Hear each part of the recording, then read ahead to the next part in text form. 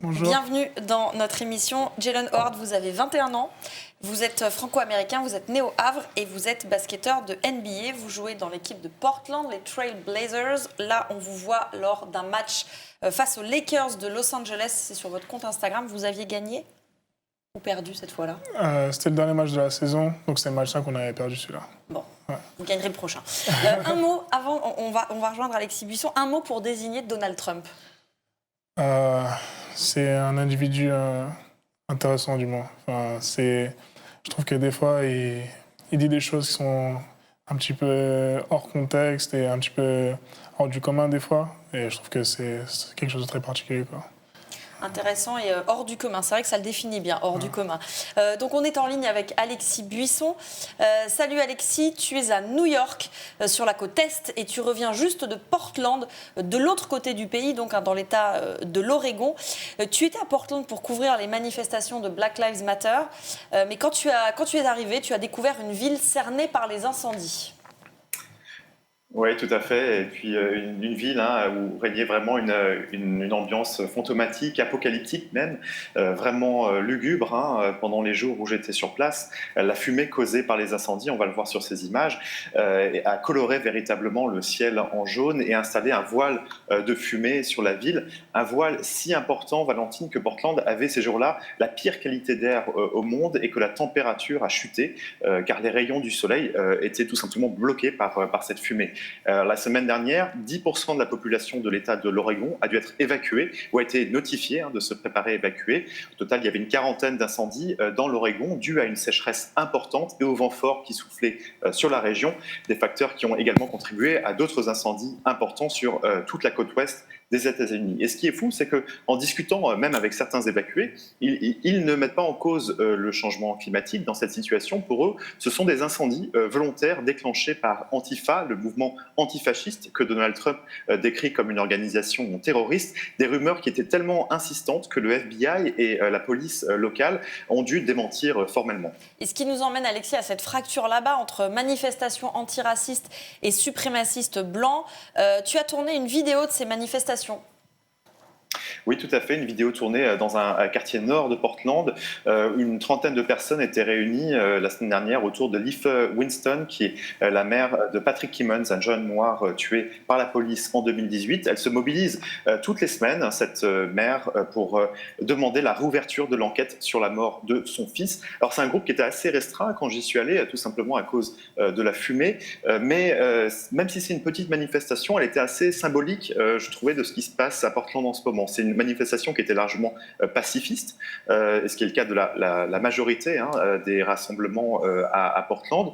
Des manifestants qui étaient essentiellement blancs, car je rappelle que Portland est une ville très blanche, et des manifestants qui doivent faire face à des insultes, parfois même des agressions de la part de passants. J'ai vu par exemple lors de ce rassemblement une moto forcer le passage quand le groupe a bloqué un carrefour, et on m'a dit qu'une manifestante avait été frappée dans le passé. Alors pourquoi cette tension? Parce que Portland est une sorte de bulle progressiste, c'est comme ça qu'elle est décrite, une bulle progressiste dans un État, l'Oregon, qui est l'un des États les plus blancs des États-Unis et qui a une histoire raciste parfois méconnue. Alors c'est le seul État, par exemple, à avoir été gouverné par un membre du Ku Klux Klan dans les années 20. Et un décalage, en fait, Valentine, s'est formé au fil du temps entre Portland, et qui est forte d'une tradition antifasciste et antiraciste qui s'est développée au fil du temps, et la banlieue, la périphérie de Portland, où plusieurs groupes d'extrême droite se sont formés. Les deux mondes s'affrontent à tel point qu'un membre d'Antifa a été tué à la fin du mois d'août par un membre d'Antifa a tué un membre d'un groupe d'extrême droite dans les rues de Portland à la fin du mois d'août. Et donc Donald Trump a fait de Portland un symbole du chaos au cœur des villes américaines, et forcément sur place, les pro-Trump relaient son discours. Oui, tout à fait. J'ai pu rencontrer deux supporters de Donald Trump lors d'une manifestation d'un groupe pro-police. Vous avez à droite Paul et à gauche donc son beau-père Scott, qui disent avoir été insultés ou agressés par des personnes liées à la nébuleuse Antifa, qui est vue à Portland comme responsable de certains actes de vandalisme qu'on a pu voir dans les médias. Et comme Donald Trump, ils disent que c'est la faute du maire démocrate de Portland qui a laissé la situation s'envenimer. Et on voit là, Valentine, tout le nœud du problème. Vous avez d'un côté un président pyromane qui exagère en quelque sorte la situation sur place. Vous avez des éléments radicaux des deux côtés qui recherchent le grabuge. Et puis vous avez au milieu des militants modérés, antiracistes, qui dans certains cas justifient les actes de vandalisme au motif qu'ils seraient mineurs par rapport aux vies de Noirs tués par la police. Et s'il y a bien une chose sur laquelle les gens de droite ou de gauche à qui j'ai pu parler sur place s'accordent, c'est bien que le risque de violence est très élevé et vraisemblable dans cette région après l'élection de novembre. Une militante trumpiste à qui j'ai parlé au téléphone m'a dit que la région pourrait être plongée dans, je cite, une sorte de nouvelle guerre civile, d'autant que l'accès aux armes est plutôt facile ici dans l'Oregon. Merci Alexis, on te retrouve bientôt dans L'air Libre. Tu suis la campagne pour Mediapart ville par ville, c'est quoi la prochaine étape ?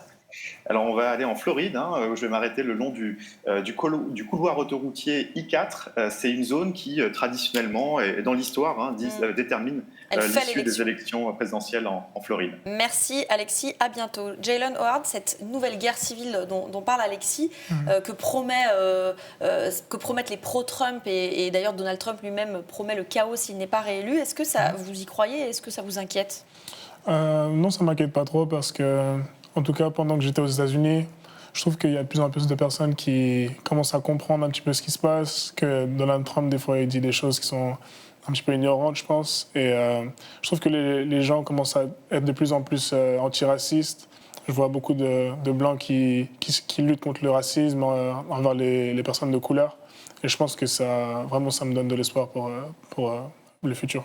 Et d'ailleurs, vous-même, vous vous êtes engagé. Alors, comme beaucoup de joueurs de NBA, vous êtes impliqué dans la grève historique qui a eu lieu fin août contre les violences policières, contre le racisme.